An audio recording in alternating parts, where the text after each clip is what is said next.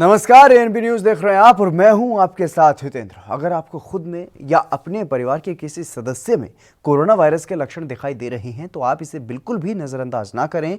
तुरंत corona virus की जांच करवाएं, क्योंकि देश में कोविड-19 से मरने वालों की संख्या बढ़ने का एक कारण ये भी है। इसलिए अगर किसी में कोरोना के लक्षण दिखाई दे रहे हैं तो इसे बिल्कुल भी नजरअंदाज ना करें। एएनबी न्यूज आपसे ये बार बार अपील करता है, तुरंत जांच करवाएं और वायरस को जड़ से खत्म करने में सहयोग करें।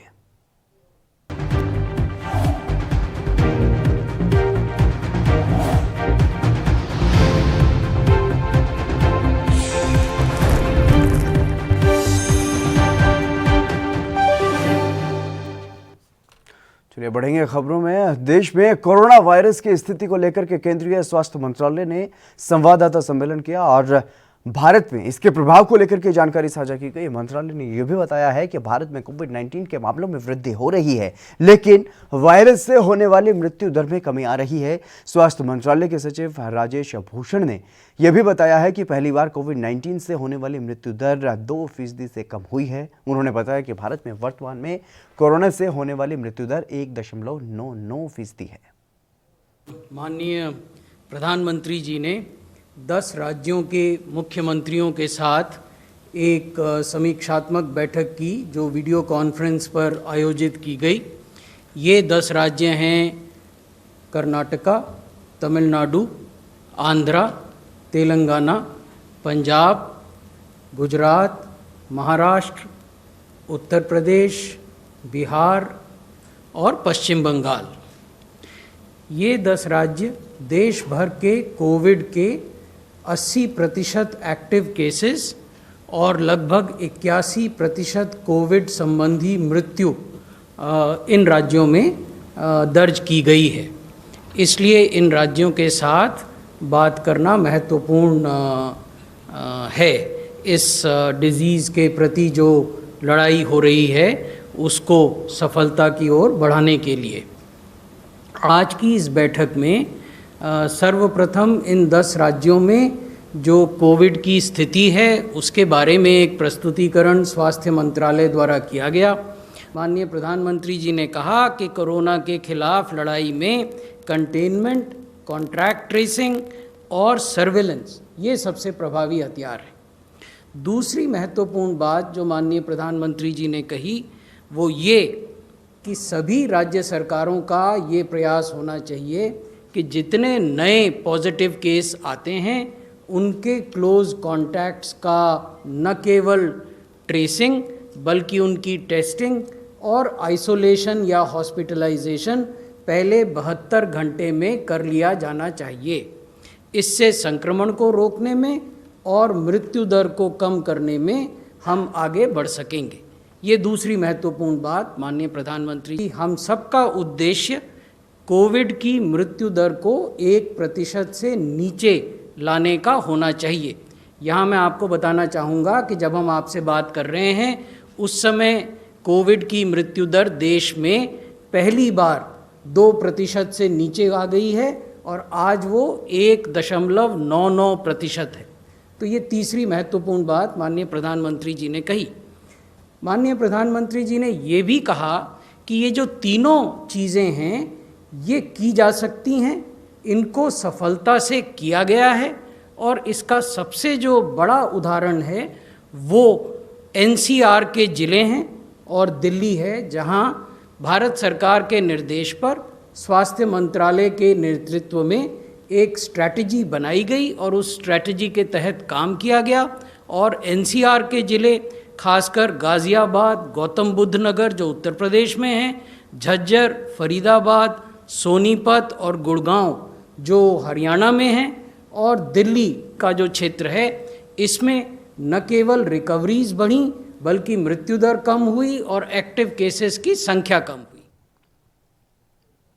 राजस्थान में मचा सियासी संग्राम अब लगभग खत्म हो गया है और सचिन पायलट की घर वापसी हो गई है। लंबे गतिरोध के बाद सोमवार शाम सचिन पायलट दिल्ली से जयपुर पहुंच गए हैं और इस दौरान मीडिया से बातचीत करते हुए पायलट ने कहा है कि पार्टी आलाकमान से हमने कोई व्यक्तिगत मुद्दे नहीं उठाए हैं। जो पार्टी के संज्ञान में लाना था वो बातें बेबाकी से रखी गई हैं और उसके निवारण के लिए 3 सदस्यीय समिति का गठन भी किया गया है। उन्होंने कहा है कि मैंने पार्टी से कोई मांग नहीं रखी है। मैं एक कार्यकर्ता, एक MLA बनकर के काम करता रहूंगा और मैं इस मिट्टी के लिए समर्पित हूं। राजस्थान के लोगों का मुझ पर एहसान है, मैं काम करता रहूंगा। कार्यकर्ता खुश हैं कि हम लोगों ने कार्यकर्ताओं की बात रखी है। जिन लोगों ने खून पसीना बहाकर धरने, प्रदर्शन, रैली, भूख हड़ताल, पदयात्राएं, सब कुछ हम लोगों ने किया, उन लोगों की भागीदारी सुनिश्चित करने के लिए अगर मैं सुझाव दे रहा हूं तो कार्यकर्ता उस बात को देखकर प्रसन्न होगा। लेकिन शब्दावली जो यूज की गई, क्योंकि गांधी जी की विचारधारा वाली पार्टी है और गांधी जी हमेशा सत्य अहिंसा की बात करते हैं। देखिए, जो कहा गया मुझे दुख है उस बात का, मुझे पीड़ा है और मुझे दर्द भी है कि इस प्रकार के शब्दों का प्रयोग किया, लेकिन मैंने उस टाइम भी रिएक्ट नहीं किया था, मैं आज भी नहीं करना चाहता हूँ। मैं समझता हूँ जिसने जो कहा उसको भूल जाना चाहिए, लेकिन दुख जरूर होता है। लेकिन मुझे लगा कि राजनीति में संवाद का जो एक लेवल है उसको मेंटेन करना चाहिए। राजनीति में व्यक्तिगत द्वेष, व्यक्तिगत ईर्ष्या, व्यक्तिगत भावना नहीं होनी चाहिए। इश्यूज और पॉलिसीज पे काम करना चाहिए। मुख्यमंत्री का पद वापस किया जाता है तो नहीं, मैंने कोई डिमांड नहीं रखी है पार्टी से और मैं तो कार्यकर्ता और एक MLA बनकर काम कर रहा हूँ, करता रहूंगा। जो मुझे पार्टी बोलेगी मैं काम करने को तैयार हूं। वहीं BSP प्रमुख मायावती ने कहा है कि ऐसा लगता है कि अब राजस्थान में कांग्रेस सरकार सुरक्षित है, लेकिन इस बारे में कुछ नहीं कहा जा सकता कि पायलट और गहलोत जी के बीच ड्रामा फिर से कब शुरू होगा। दोनों के बीच लंबे समय से चले आ रहे आंतरिक संघर्ष की वजह से राज्य में लोक कल्याण के कार्य प्रभावित हुए हैं। उन्होंने और क्या कुछ कहा है वो भी आपको सुनाते हैं। बच गई लगती हैं, लेकिन आगे फिर श्री गहलोत व श्री पायलट में इनका ड्रामा कब शुरू हो जाए ये कहा नहीं जा सकता है, जिसे खास ध्यान में रखकर ही अब हमारी पार्टी का ये कहना है कि इन दोनों के सरकार में पद व वर्चस्व आदि को लेकर जो अंदरूनी व बाहरी जंग लंबे अरसे से छिड़ी हुई है, तो उससे वहाँ की जनता के जनहित के कार्य काफ़ी ज़्यादा बाधित हुए हैं। खास तौर से जब कोरोना पूरे देश में फैला हुआ है, राजस्थान में भी फैला हुआ है, ऐसे समय में सरकार को काफ़ी वहाँ की जनता की तरफ ध्यान देने की ज़रूरत है। तो मैं समझती हूँ कि सरकार ना तो कोरोना की तरफ गंभीर रही है उससे निपटने के लिए, और वहाँ पे जो जनहित के कार्य हैं वो भी बड़े पैमाने पर। राजस्थान की सियासत की उठापटक में विराम देखने को मिला और आखिरकार सचिन पायलट का रास्ता वापसी के लिए खुल गया। हालांकि इसमें प्रियंका गांधी और राहुल गांधी का रोल भी अहम रहा है। इस मसले पर PR मीणा से बात की गई तो उन्होंने कहा कि भविष्य में भी कोई समस्या अगर आती है तो वो लोग पहले की तरह दिल्ली जाएंगे और कांग्रेस पार्टी में देर है अंधेर नहीं। और क्या कुछ कहा है उन्होंने वो भी आपको सुनाते हैं। इसलिए मन में भाई जनता ने मुझे सबसे ज़्यादा वोटर्स जिताया, तो कुछ मेरी भी जिम्मेदारी है। तो वहाँ कोई डिमांड करे और जनता की मांग पूर्ति नहीं हो तो थोड़ा हमें भी गुस्सा आता। जनता आपको चुन के भेजती है और जनता के ना काम हो तो कितना बुरा लगता है। वही तो अभी क्या उम्मीद करते हैं गहलोत सरकार से कि क्या आप सुनेगी? अगर नहीं, वो गहलोत सरकार नहीं सुन रही थी, इसलिए तो हम दिल्ली तक गए। अगर दोबारा ऐसा हुआ तो दोबारा जो अब कमेटी बनी है उनके सामने कहेंगे। हमें उम्मीद है कल प्रियंका गांधी जी ने बोला सामने, राहुल जी ने साहब को बोला, पायलट साहब को, तो इसलिए ऐसा नहीं है जो देर हो सकती है, अंधेर नहीं है। मशहूर शायर राहत इंदौरी का दिल का दौरा पड़ने से निधन हो गया है। सुनने में आया है कि राहत इंदौरी में कोरोना के संक्रमण भी पाया गया और मीडिया से बात करने पर उनके बेटे फैसल राहत ने बताया कि वो दिल और शुगर की समस्या से पीड़ित थे और बाद में निमोनिया के लक्षण उनमें दिखाई दिए, जिसके बाद दिल का दौरा पड़ने से उनका निधन हो गया। एक हफ्ते से उनको थोड़ी घबराहट सी महसूस हो रही थी, लेकिन कोविड का कोई लक्षण उनको नहीं था। उनके जो रेगुलर डॉक्टर हैं उनके साथ हम बात कर रहे थे और उन्होंने हमें सजेस्ट किया, कोई एक दवाई दी थी, वो दवाई खा के वो उनको आराम मिला था, लेकिन वो बहुत ज़्यादा सो रहे थे। डॉक्टर से बात करने पर उन्होंने कहा उस दवाई को डिसकंटिन्यू कर दीजिए। जैसे ही हमने उस दवाई को डिसकंटिन्यू किया, राज साहब को थोड़ी और होने लगी घबराहट। डॉक्टर ने कहा ECG करा लीजिए और चेस्ट का एक्सरे करा लीजिए। हम लोगों ने रविवार के दिन सुबह ECG और चेस्ट एक्सरे कराया। वो दोनों चीज़ें दिखाई डॉक्टर्स को, 2-3 डॉक्टर्स का ओपिनियन लिया। सब ने कहा कि राज साहब को थोड़े से नमोनिया के लक्षण हैं, तो इनको चूँकि हार्ट की भी परेशानी और डायबिटीज़ भी हैं, तो उनको हॉस्पिटल में एडमिट करा देना चाहिए। हमने उसके बाद एक और ओपिनियन लिया CHL अपोलो हॉस्पिटल में, और राज साहब का CT स्कैन कराया चेस्ट का। उस CT स्कैन में भी यही चीज़ निकली कि उनको राज साहब को निमोनिया है। कलेक्टर साहब से हमने बात की और फ़ौरन उन्होंने भी यही कहा कि राज साहब को अरबिंदो में एडमिट करा दीजिए। हमने परसों शाम को उनको अरबिंदो में एडमिट कराया था। आज दोपहर तक भी राज साहब ठीक थे, 2-2:30 बजे तक के। 2:30-3 बजे के आसपास, क्योंकि राज साहब हार्ट के पेशेंट हैं, उनको एक ज़ोरदार कार्डियक अरेस्ट आया और हार्ट अटैक आया। 2 घंटे तक कोशिश की हॉस्पिटल के डॉक्टर्स ने, लेकिन वेंटिलेटर पे भी रखा, लेकिन राज साहब को वो लोग बचा नहीं पाए। 5 बजे राज साहब नहीं गए। वहीं राहत इंदौरी का इलाज करने वाले डॉक्टर रवि दोषी की माने तो उन्हें कोरोना और निमोनिया की समस्या दोनों थी, और बीती दोपहर में भी राहत इंदौरी को एक बार कार्डियक अरेस्ट आया। उस समय उन्हें बचा लिया गया, लेकिन शाम को जब दोबारा से राहत को दिल का दौरा पड़ा तो उन्हें बचाया नहीं जा सका। वे कोविड हॉस्पिटल में भर्ती हुए थे ICU में। उन्हें कोविड निमोनिया था, दोनों ही तरफ के लंग्स में उनको प्रॉब्लम थी, जिस वजह से सांस लेने में तकलीफ थी। इसके अलावा उनको हार्ट की प्रॉब्लम, किडनी की प्रॉब्लम थी, जिसका भी उनका उपचार किया जा रहा था। उन्हें परसों एडमिट कराया गया था एवं तभी से वो उपचाररत थे। आज सर क्या कंडीशन? आज उनकी स्थिति तो गंभीर बनी हुई थी, पर दोपहर में उनको सीने में तेज़ दर्द उठा और उसके बाद में उनको कार्डियक अरेस्ट डायग्नोस हुआ और उस कार्डियक कंडीशन को मैनेज किया गया। पर दोबारा 4-4:15 बजे के आसपास दोबारा अटैक आया और 4:40 पर वे मृत घोषित हुए। दो बार अटैक आया? हाँ, एक बार रिवाइव कर लिए गए, पर दूसरी बार रिवाइव। कितने डॉक्टर्स की टीम लगातार उनको देख रही थी? यहाँ पे करीबन 15 से 20 डॉक्टर्स की टीम थी जो कंटिन्यूसली उनको मॉनिटर कर रही थी 24 आवर शिफ्ट्स में। और आज भी पूरी डॉक्टरों की, एनेस्थेटिस्ट, पल्मोनोलॉजिस्ट, किडनी डॉक्टर्स, सभी उनके टीम में शामिल थे। किस तरह की और भी अन्य बीमारियां? उन्हें अन्य बीमारियां थी, जैसे बहुत अत्यधिक वज़न था उनको शुगर प्रॉब्लम थी, हार्ट प्रॉब्लम थी और किडनी की प्रॉब्लम थी। मुंबई पुलिस की तरफ से अधिकारियों पर केस दर्ज करवाया गया है। इस पूरे मामले पर बिहार के DGP गुप्तेश्वर पांडे ने अपना बयान दिया है कि मुंबई पुलिस की तरफ से उठाया गया कदम बिल्कुल गलत है। उन्होंने ये भी कहा है कि वो कभी भी मुंबई पुलिस के खिलाफ नहीं थे, उल्टा मुंबई पुलिस ने ही बिहार के अधिकारियों के साथ बदसलूकी की है। रिडिकुलस है, ये बहुत ही दुख की बात है। अपनी थुथु करवा रहे हैं लोग, भाई ये अनप्रोफेशनल काम है, यानी इथिकल भी है, अनप्रोफेशनल भी है, दुर्भाग्यपूर्ण है। पूरे देश में गलत संदेश जाएगा और उनकी ही इज्जत खराब होगी, उनकी मिट्टी पलीद होगी। नहीं करना चाहिए। अरे हम लोग का आपस में कोई झगड़ा है क्या? मैं तो शुरू से कहता रहा हूँ, मुंबई पुलिस का जिंदाबाद करता रहा हूँ अंत तक। जिस दिन हमारे पुलिस वालों को धक्का देके गाड़ी में बैठाया गया था, पूरे सोशल मीडिया पर मुंबई पुलिस के खिलाफ अभियान चल रहा था, उस समय मैंने काउंटर किया कि नहीं, मुंबई पुलिस ने ऐसा कुछ नहीं किया है, गलत है, अफवाह है। ये तो रात में 11 बजे जो BMC लोगों ने जाकर जिस तरह से क्वारंटीन किया हमारे अधिकारी को मिडनाइट में, IPS अधिकारी को, उसके बाद से मैंने बोलना शुरू किया। मैंने आज तक कभी CP मुंबई के खिलाफ बोला है क्या? आज तक कभी DGP महाराष्ट्र के खिलाफ बोला है क्या? व्यक्तिगत कोई मामला ही नहीं है, व्यक्तिगत लड़ाई ही नहीं है। इसको प्रोफेशनल तरीके से हैंडल करना चाहिए। उनका कहना हमारा जुरिस्डिक्शन नहीं था। एक लाइन की चिट्ठी लिख करके भेजे, वो लिख करके भेज देना चाहिए, आपका जुरिस्डिक्शन नहीं है, आपको नहीं करने देंगे इन्वेस्टिगेशन, वापस जाइए। या इनफॉर्मली भी हमारे जो अधिकारी गए थे उनको बुला करके बोल देते कि भाई आपका जुरिस्डिक्शन नहीं है, आपको नहीं करने देंगे, वापस जाइए।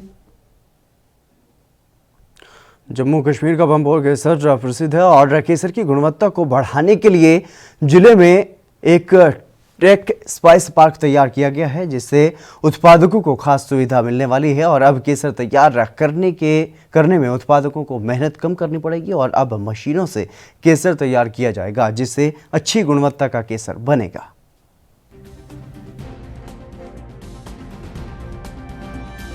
ईंदार को यहाँ पे ये फैसिलिटी मिलेगी जब वो अपना फूल उठाता है तो घर में जब ट्रेडिशनल प्रैक्टिस से वो ट्रेडिशनली करता था अपने घर में, जैसे माँ बहन उसके घर में निकालते थे उसका स्टिग्मा, फिर उसको प्रोसेस करते थे, ड्राई करते थे, वो टोटल अनसाइंटिफिक था।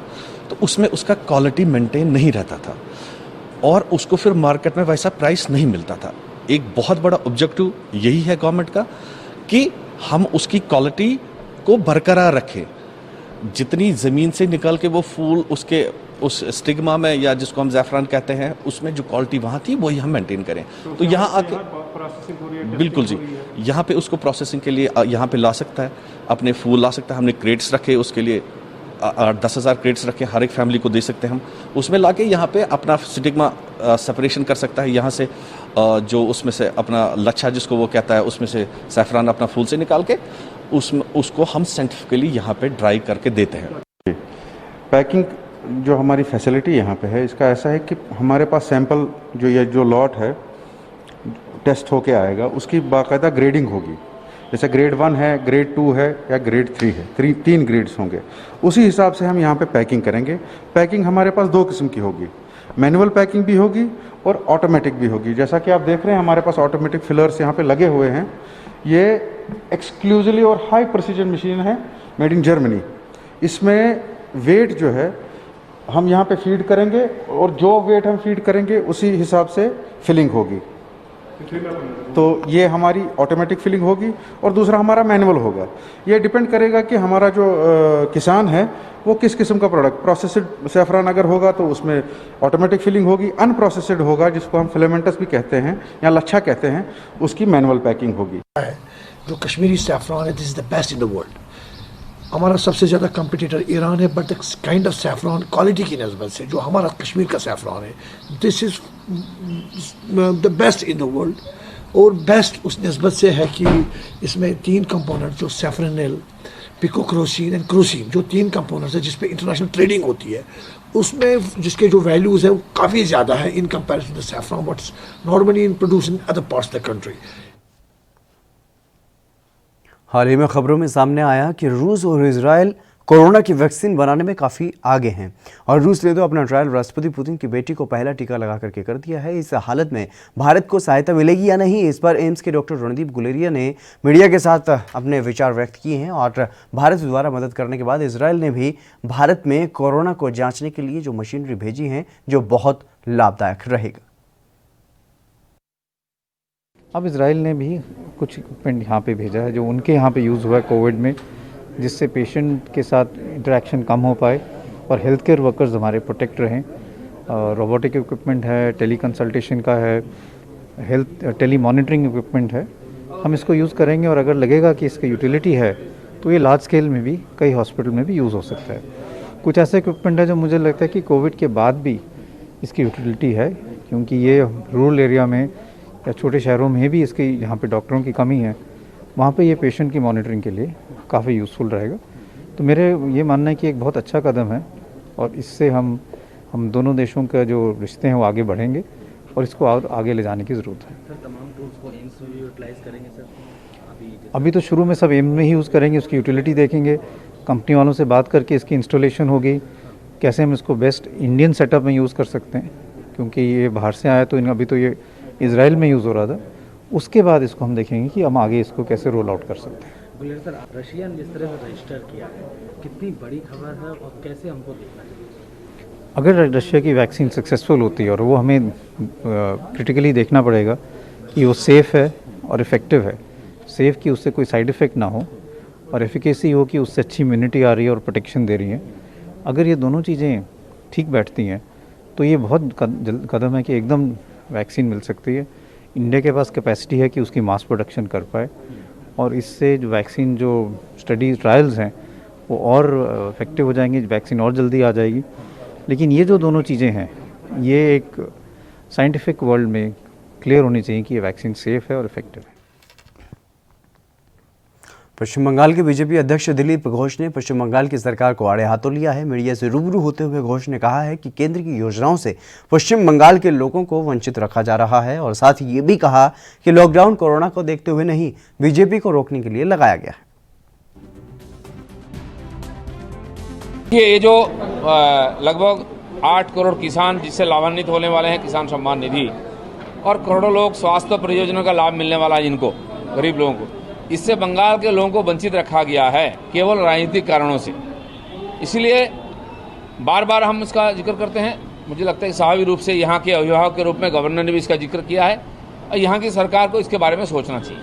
सर दूसरा सवाल गवर्नर साहब, बंगाल में जहाँ पहले कम था वो धीरे धीरे बढ़ते बढ़ते आज वो हमारी कंट्रोल के बाहर जा रही है। 3000 लोग हर रोज नए इफेक्टेड हो रहे हैं और 50 से ऊपर संख्या रोज मौत की हो गई है।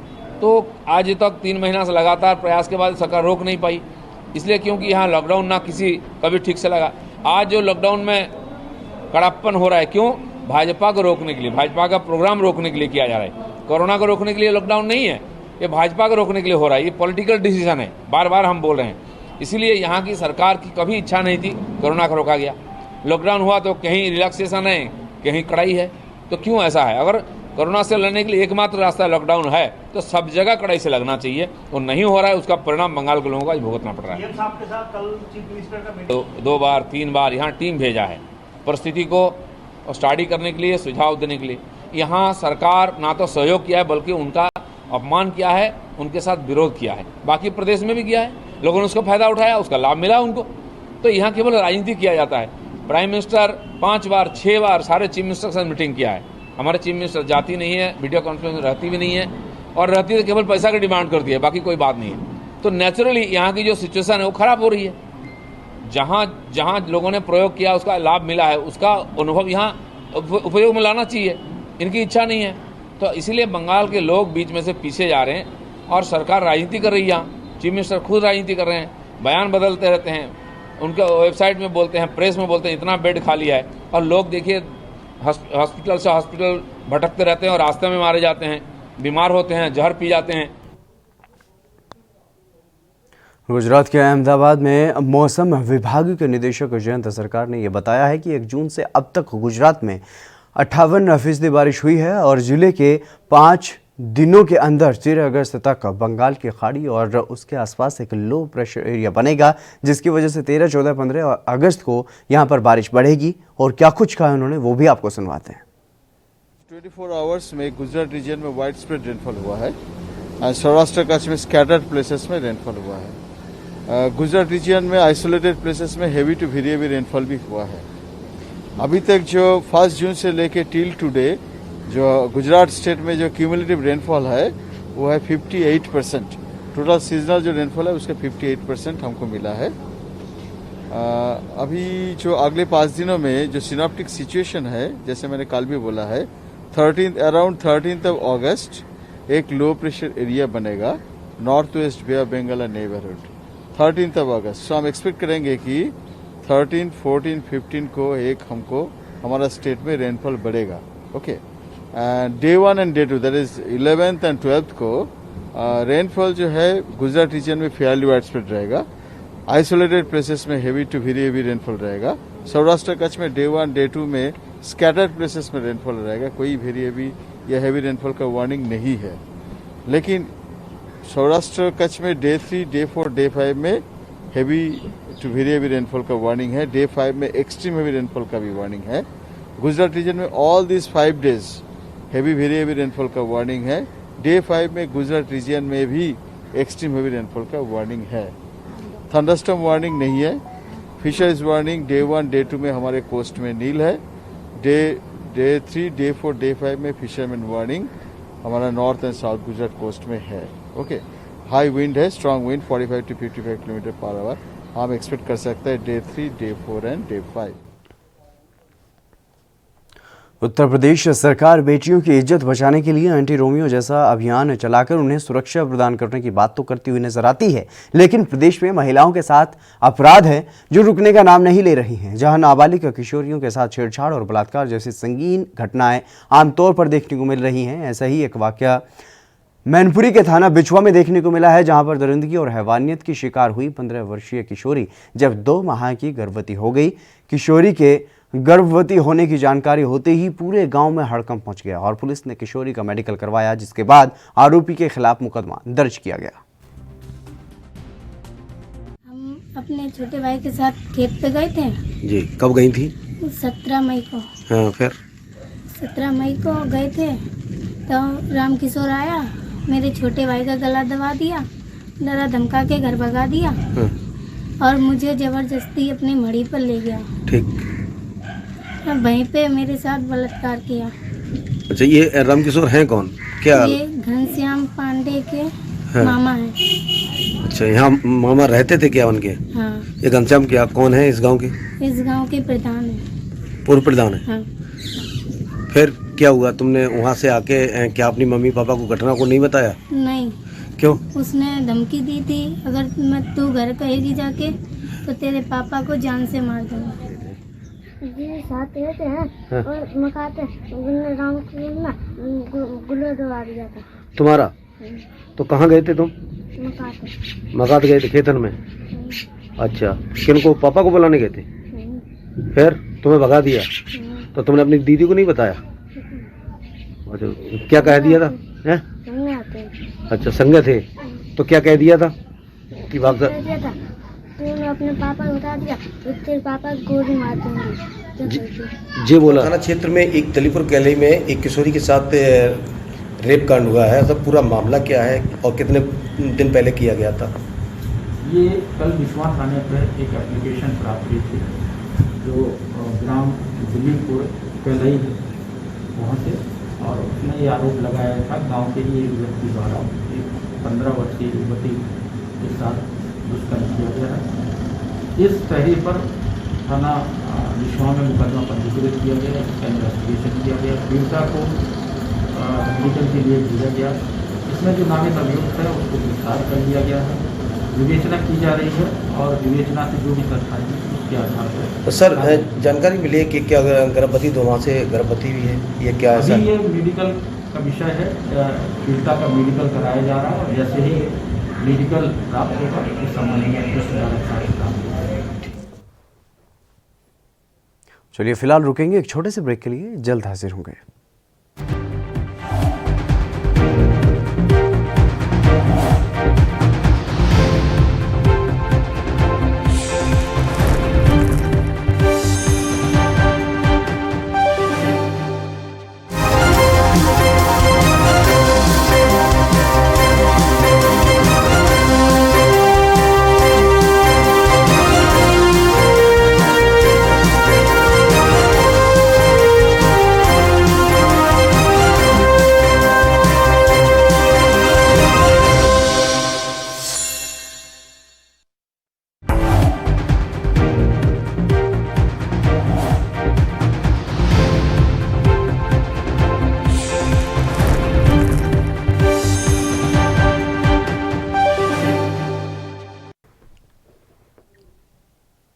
ब्रेक के बाद एक बार फिर से आप सभी का स्वागत है। खबरों में आगे बढ़ेंगे। कर्नाटक के शिक्षा मंत्री सुरेश कुमार झुग्गी बस्ती में रहने वाले एक छात्र के घर पर पहुंचे, जहां पर छात्र और उसके परिजनों से उन्होंने मुलाकात की। यादगीर कस्बे में रहने वाले महेश ने 10वीं बोर्ड परीक्षा में शानदार प्रदर्शन किया है और बच्चे का हौसला बढ़ाने के लिए शिक्षा मंत्री खुद उससे मिलने के लिए पहुंचे। मंत्री ने बच्चे और उसके परिजनों से बात करके उनका हौसला बढ़ाया और पढ़ाई में हर संभव मदद करने की बात कही।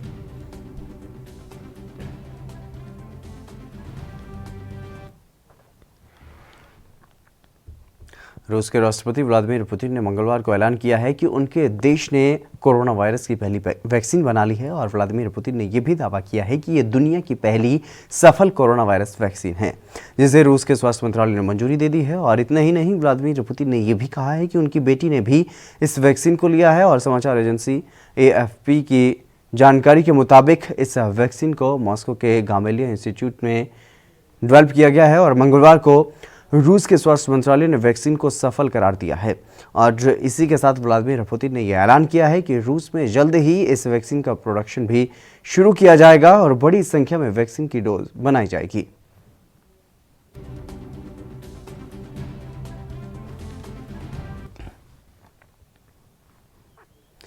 मथुरा में बुधवार को श्री कृष्ण की जन्माष्टमी का पर्व मनाया जाएगा, जो कि कोरोना वायरस की वजह से कृष्ण के भक्तों के लिए मंदिर बंद रहेंगे और सभी लोगों के लिए और जन्मभूमि में केवल भगवान श्री कृष्ण के लाइव दर्शन कराए जाएंगे। इसी का जायजा लेने के लिए वहां पर एडीजी अजय आनंद पहुंचे और एडीजी अजय आनंद ने ये बताया कि अपने घर पर ही लाइव टीवी के माध्यम से आप श्री कृष्ण जन्म के दर्शन कर सकते हैं।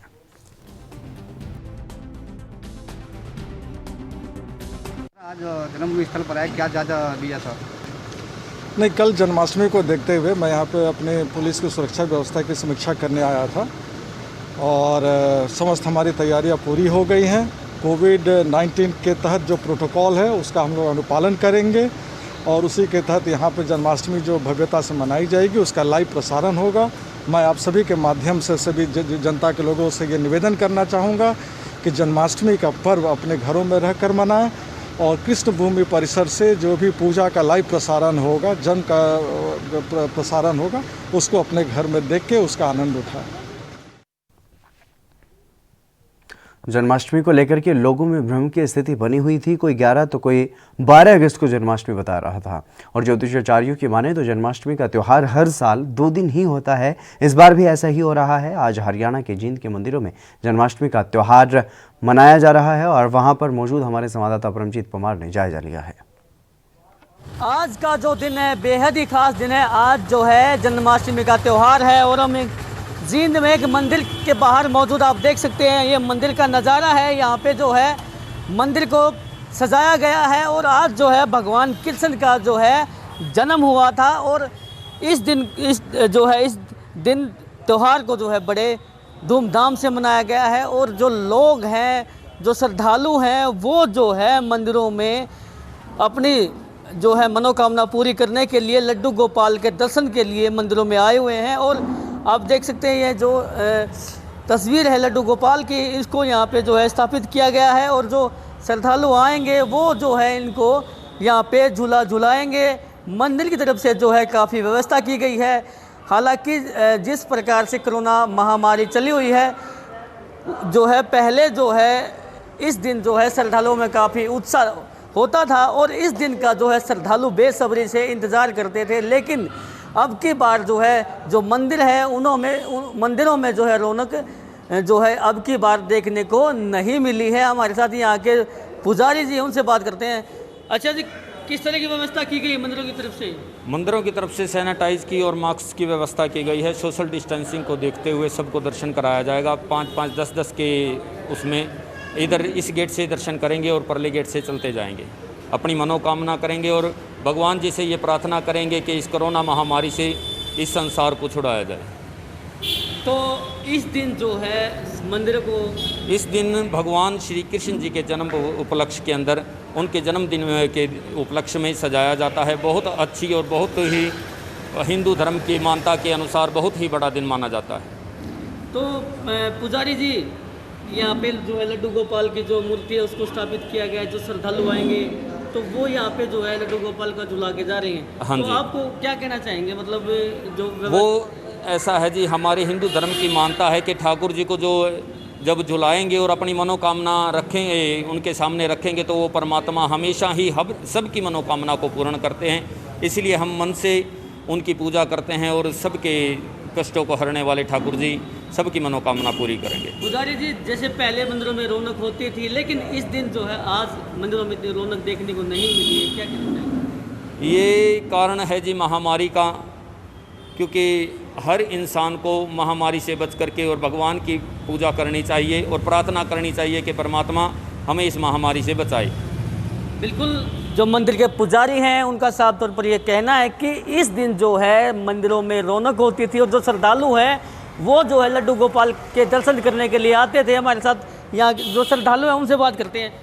अच्छा सर, क्या लगता है आपको, क्या कहना चाहेंगे अब की बार? देखिए, हमारे हिंदू धर्म के हिसाब से जो गीता का जो ग्रंथ है वो सबसे बड़ा ग्रंथ माना गया और जो श्री कृष्ण जन्माष्टमी और जन्मोत्सव का जो त्यौहार है उसको भी बड़े धूमधाम और हर्षोल्लास के साथ सभी लोग मनाते हैं। और इसी के उपलक्ष्य में आज यहाँ मंदिरों की सजावट की गई है और श्रद्धालुगण के आने का जो है वो पूरी तरह से अरेंजमेंट, जैसा कि सरकार ने हिदायत जारी की है उसके हिसाब से किया गया कि 10-10 के बैच के अंदर लोग जाएं। बहुत ज़्यादा अत्यधिक जो है वो भीड़ अंदर ना हो, थोड़ा सा आपस में डिस्टेंस बना करके रखें और उसके साथ ही वो अपनी जो पूजा अर्चना है वो पूरी तरह से कर पाए हैं। तो श्रद्धालुओं में उनकी बारी का उत्साह देखने को नहीं मिल रहा, क्योंकि पहले जो मंदिर फुल बन जाते। देखिए, जो मंदिरों की तैयारी थी वो पूरी तरह से की गई है और श्रद्धालुओं के अंदर उत्साह भी है, लेकिन क्योंकि ये कोरोना महामारी का जो समय था उस दौरान जो है लोगों के अंदर एक डर और भय की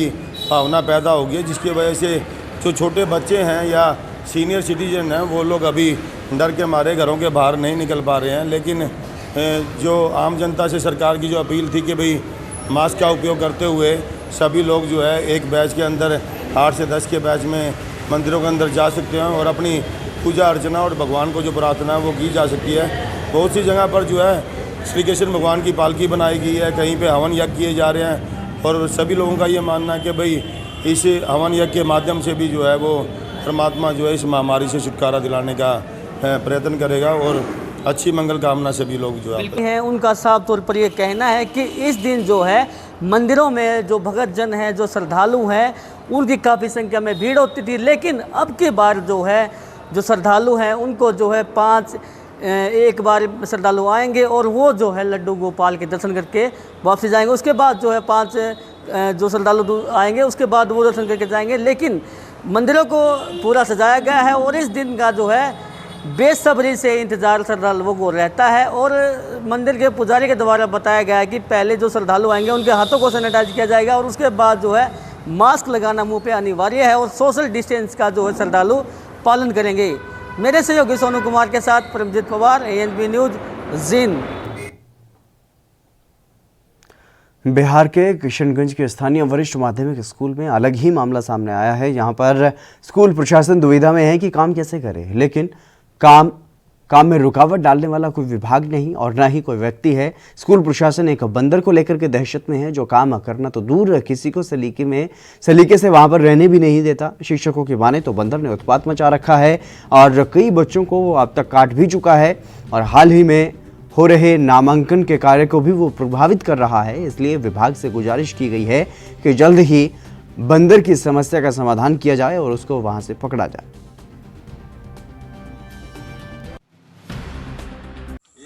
स्कूल के 4-5 बच्चों को जो है ये काट चुका है। यहाँ के ग्रामीण को भी जो है ये बहुत परेशान कर चुका है और वैसी हालत में विद्यालय चलाना संभव नहीं है।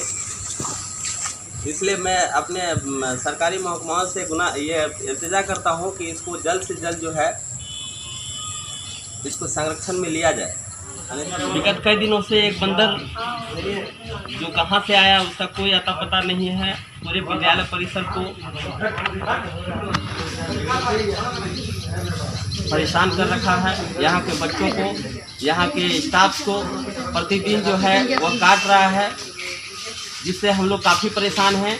वैसी परिस्थिति में यहाँ नामांकन का कार्य प्रारंभ है और उस परिप्रेक्ष्य में नामांकन करना संभव नहीं है।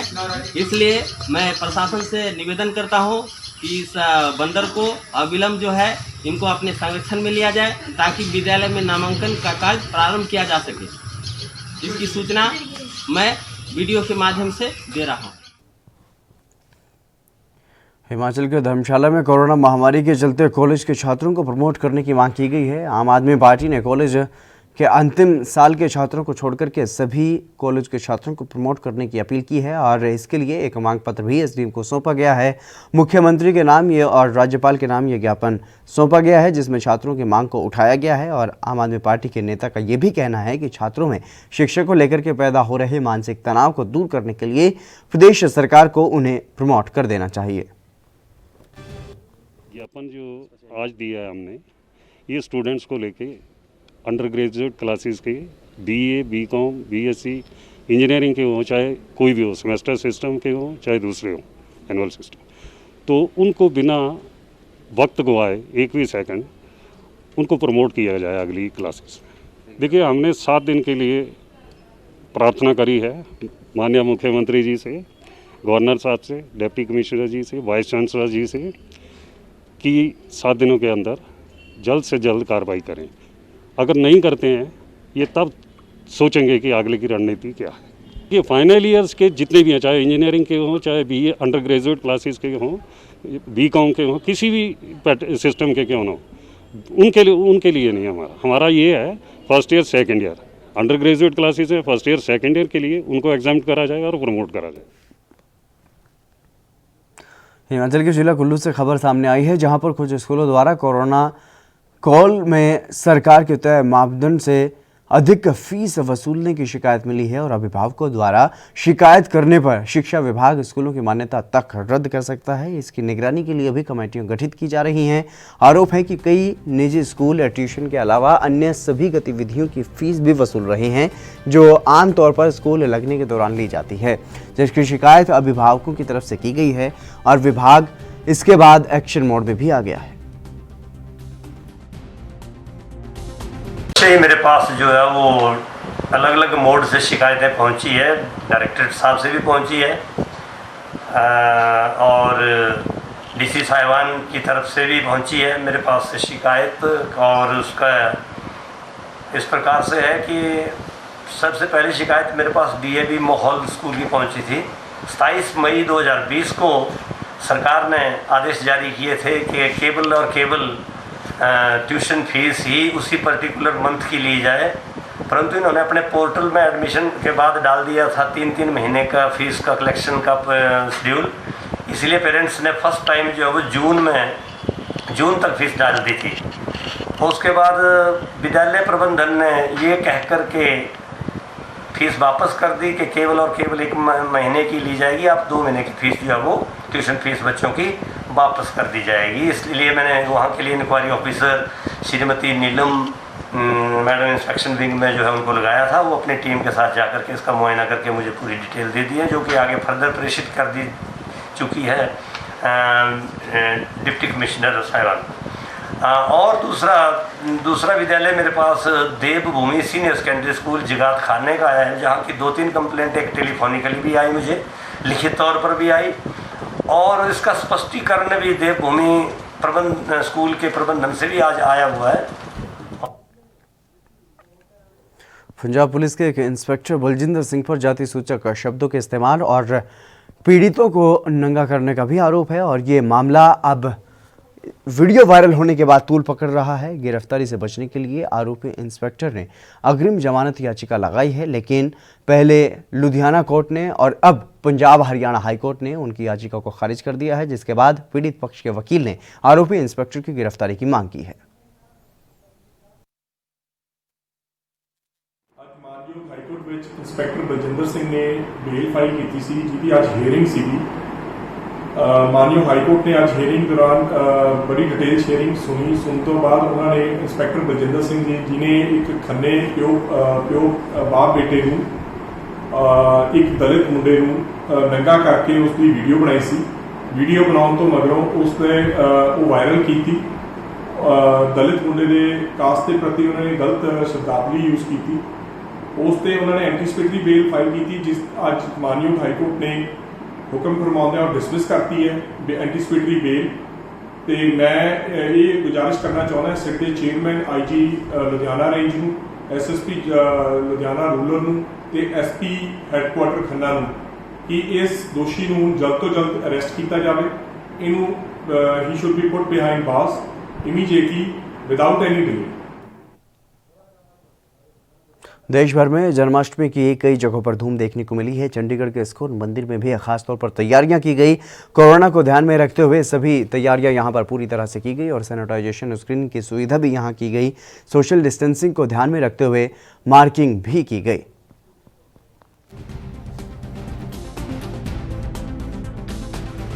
में हम जो जन्माष्टमी है 12 अगस्त बुधवार को मना रहे हैं और यहाँ पे जो व्यवस्था है हमने पूरा व्यवस्था कर रखा है लोगों को। जैसे हमारे फेस्टिवल जैसे हर साल होता है तो मंदिर के अंदर होगा, इस साल भगवान का दर्शन होगा, तीनों ऑल्टर खुलेंगे, राम दरबार भी खुलेगा, राधा माधव का ऑल्टर खुलेगा और झूला वाला ऑल्टर खुलेगा और बाद में रात को अभिषेक भी होगा भगवान की 11:30 बजे जैसे हर साल होता है और दिन भर कीर्तन चलता रहेगा।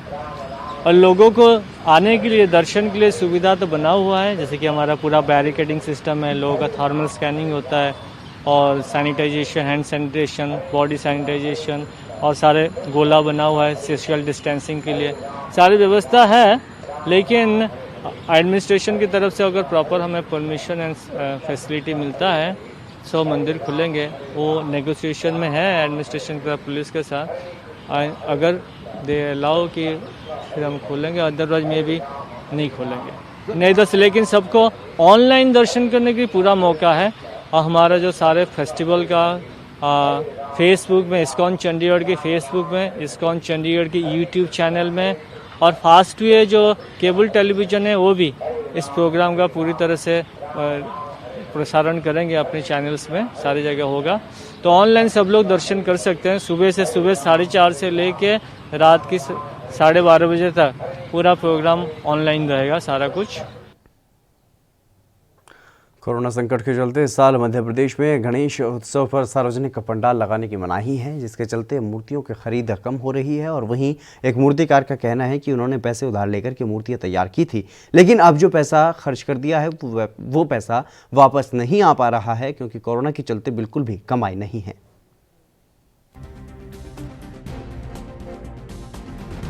पैसा हमने मार्केट से लिया, कुछ अपने रिश्तेदारों से लिया, हम लोगों ने जेवर रख दिए अपने, और मतलब हमारे जो रिश्तेदार हैं उनसे पैसा लेके लगा दिया। अब गवर्नमेंट कह रही है आप मूर्ति मत बनाइए। अब हमने जो खर्च करा है, पैसा लगाया, वो कहाँ से निकालेंगे? हमारे बच्चे हैं, उनकी फीस कहाँ से देंगे? हम साल भर हम खाएंगे क्या? ये पंडाल में ये सब खर्चा कराएगा, इसको बनाएंगे कैसे? इनका मटेरियल लेके रख लिए हमने, मुकुट वगैरह सब पूरा बिल्कुल, उसका कहाँ से निकालेंगे? सरकार ने तो बस अपना वो निकाल दिया। हम तो कह रहे हैं हम छोटी मूर्ति भी बनाएंगे, उनकी जो गाइडलाइन देंगे उसको भी मतलब पूरा करेंगे, लेकिन हमें मूर्ति बिठाने की मतलब पंडाल में इजाज़त तो देना चाहिए उन्हें। इतनी सारी मूर्तियाँ आपने तैयार कर जी दी हैं, अगर नहीं बिकती हैं ये तो कितना नहीं बिकती हैं तो सर हम तो आत्महत्या कर लेंगे, क्योंकि हमारे पास कोई रास्ता नहीं है। हमने मार्केट से पैसा लगाया। हरियाणा के गुरुग्राम में कांग्रेस नेता तेजवीर रामायणा को सोशल मीडिया पर फर्जी प्रचार करना भारी पड़ गया है, और भाजपा की आईटी सेल ने कांग्रेस के किसान सेल के नेता के खिलाफ सोशल मीडिया पर भ्रामक प्रचार शिकायत दर्ज करवाई थी। और इसी पर कार्रवाई करते हुए साइबर सेल पुलिस थाने ने कांग्रेस नेता तेजवीर रामायणा के खिलाफ आईटी एक्ट के तहत मामला दर्ज कर तफ्तीश शुरू कर दी है।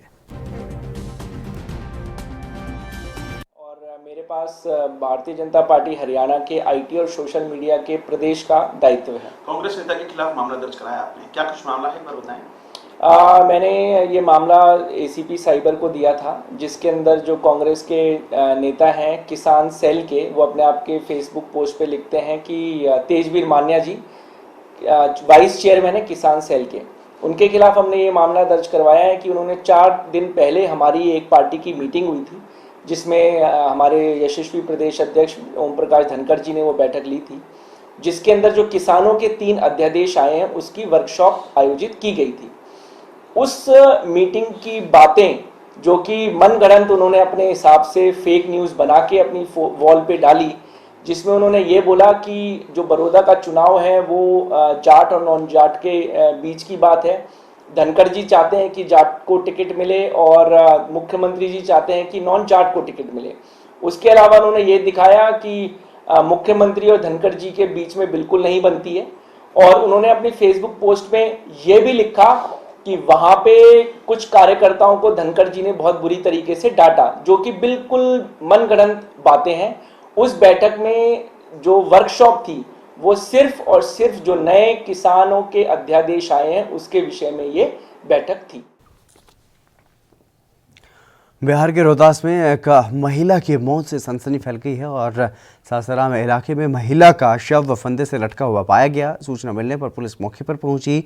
महिला के पति का नाम सोनू बताया जा रहा है, और मृतक के परिवार की माने तो सोनू उनकी बेटी को दहेज को लेकर के तंग करता था, और उसे हमेशा अनपढ़ गंवार होने का ताना भी मारता था, और साथ ही दहेज के लिए उनकी बेटी को परेशान किया करता था। परिवार ने आरोप लगाया है कि दहेज के लालच में सोनू ने उनकी बेटी की गला दबा करके हत्या कर दी है और पंखे से टांग दिया। पुलिस ने आरोपी के खिलाफ मामला दर्ज कर जांच शुरू कर दी है। सोनू कौन है? सोनू उसका हस्बैंड।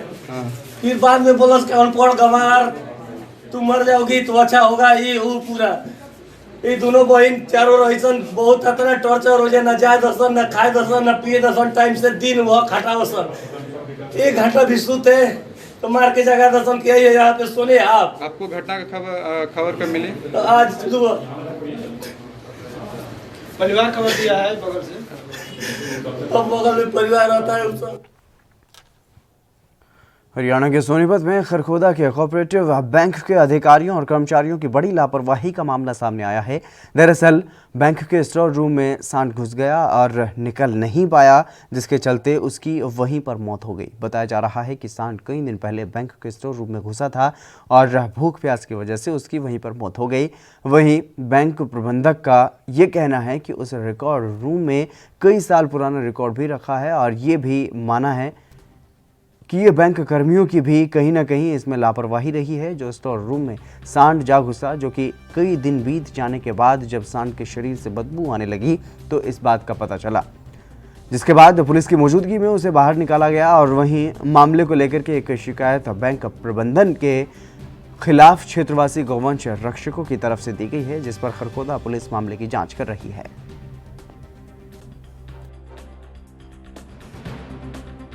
आज हमें सुबह सूचना मिली कि खरखोदा सोसाइटी से कि भाई यहाँ कोई बैल है या कोई पशु अंदर घुस के मर गया है। तो हमने आगे देखा तो वो लगभग 2-3 दिन का तो है नहीं, लेकिन कम से कम 1 हफ्ते के दौरान वो उसके अंदर था। चौकीदार और मैनेजर गलती नहीं मानते और उसको देखा तो वो पूरी रूप से सड़ा हुआ है। हमें ये सूचना मिली, आगे हमने मौके पर देखा है और उसके बाद हमने प्रशासन को सबको सूचना दे दी है और उचित से उचित कार्रवाई करी जाए, दोषी को बख्शा। अब इस दिन मेरा इसका तो पता नहीं, 2 दिन की छुट्टियाँ थी और उस दिन जो हमारे 3 पीएन हैं और 1 चौकीदार 1 वो गार्ड, उनकी ड्यूटी लगा रखी है भाई शाम को अच्छी तरह देख कर जाओ और सवेरे अपने खुलवाने का। अब उन्होंने लापरवाही बरती तो अब उसका पता नहीं है तो किस दिन कब हुआ, और जो चिट्ठी दी गई वो उससे मेरे आने से पहले दी गई थी। तो आप मानते हो कि भी बाकी लापरवाही हुई है? हाँ, अगर ताला खुला रहा है और उसके अंदर कोई चीज़ घुसी है इस तरह जो है तो कमी तो है। तो अभी क्या आपने क्या किया? जैसे ये मर्द अवस्था में पड़ा हुआ मिला है आवारा पशु, अभी आपने क्या कार्य किया इसमें? अब जैसे जो हमें दुर्गंध आई तो उसको सफाई वाले को बुलाया और उसको उठाने का प्रबंध किया। पंजाब सरकार के खिलाफ कांग्रेस पार्टी ने ही विरोध शुरू कर दिया है और पंजाब कांग्रेस पार्टी के नेता शमशेर सिंह ढिल्लों जहरीली शराब से मरने वाले पीड़ित के घर पर पहुंचे। इस दौरान ढिल्लों मुख्यमंत्री अमरिंदर सिंह को कई मुद्दों पर घेरते हुए नजर आए। ढिल्लों ने कहा कि मुख्यमंत्री बनकर काम नहीं करते, वो डिक्टेटर बनकर काम करते हैं और आने वाले समय में जनता इसका जवाब देगी। डेमोक्रेसी है, एक डिक्टेटरशिप नहीं। यही तो मैं कहना है कि मुख्यमंत्री डेमोक्रेट नहीं है, मुख्यमंत्री बन के नहीं काम करता, वो डिक्टेटर बन के वो कहता रियासत का मैं मालक है, ये कुछ नहीं है। इसलिए उन्होंने मुख्यमंत्री बन के काम करने की जरूरत है। वो अपने आप को डिक्टेटर ना समझ। लोग 5 साल बाद लोगों ने इसका सबक सिखाएंगे। हरियाणा के टोहाना के अधीन आने वाले जाखल थाना प्रभारी इंस्पेक्टर विक्रम जोशन की दरियादिली का वीडियो सामने आया है। सोशल मीडिया पर विक्रम जोशन दरियादिली की खूब प्रशंसा की जा रही है और वीडियो में वो बुजुर्ग महिलाओं और बच्चों को नंगे पांव घूमते पाने पर तुरंत चप्पल पहनाते हुए नजर आ रहे हैं। और एसएचओ ने इस दौरान बिना मास्क के घूमने वाले लोगों को फ्री में मास्क बांटकर उन्हें कोरोना से बचाव करने के लिए जागरूक भी किया। आज जी फ्री मास्क डे है, जो 10 और 11 तारीख को फ्री मास्क डे रहेगा, जिसमें सिर्फ चालान ओनली मास्क ना करने के बावजूद भी मोटर व्हीकल एक्ट के भी नहीं किए जाएंगे। सिर्फ मास्क लगाना और मास्क को किस प्रकार लगाना है उसका उद्देश्य लगवाना और लगाना, उसका उद्देश्य यही है कि कोई किसी प्रकार की बीमारी ना फैले। हमारा जाखल जो हमारा एक मीडियम स्तर का जो यहाँ एक टाउन सिस्टम से है जगह है जहाँ पे कोई किसी प्रकार की बीमारी ना फैले, इसीलिए इन बच्चों को और ये माता जी को अभी हम मास्क बंटवा रहे हैं और इंट रहे हैं ताकि इनके पैर खराब ना हो, इनका भविष्य ठीक रहे, इनका पहना रहना सब कुछ ठीक रहे। और ये माता जी हैं बूढ़ी बेचारी, तो इनको हम सभी को चप्पलें वितरित कर रहे हैं जो गरीब हैं, जहाँ तक हमारी क्षमता है वो हम पूर्ण करें। ये जो कार्य किया जा रहा है ये प्रशासन की अपनी जेब से किया जा रहा है? हाँ जी, ये मैं अपनी खुशी से बांट रहा हूँ खुद ही। यूपी के लखनऊ के चारबाग रेलवे स्टेशन में मौजूद 2 एटीएम पीएनबी और इंडियन बैंक में वहां पर आग लग गई और वहीं पीएनबी एटीएम के गार्ड का कहना है कि वो बाहर बैठा हुआ था और सुबह 6:45 बजे के आसपास अचानक से एसी में आग लगी और घटना की सूचना फायर टेंडरों को दी गई और मौके पर पहुंचे 2 फायर टेंडरों ने आग पर काबू पाया। फिलहाल घटना की सूचना पुलिस को दे दी गई है। ये तो धुआं निकला तो मैं देखने गया वहाँ पर, धुआं जगह तो आग पकड़ चुकी थी, तो दौड़ के हमने चौकी बताया, चौकी जाके थाने में बताया, थाने पे जीआरपी गए, वहाँ बताया जा करके।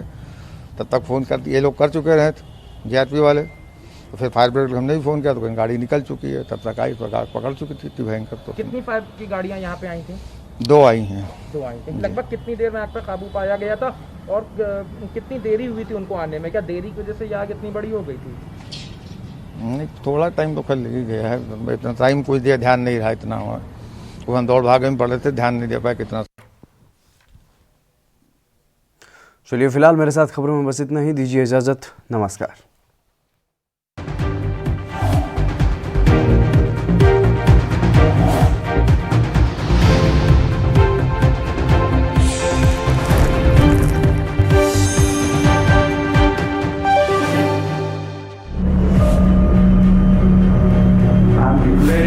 Public health emergency of international concern over the global outbreak of novel coronavirus. Bharat की कोरोना वायरस से जंग।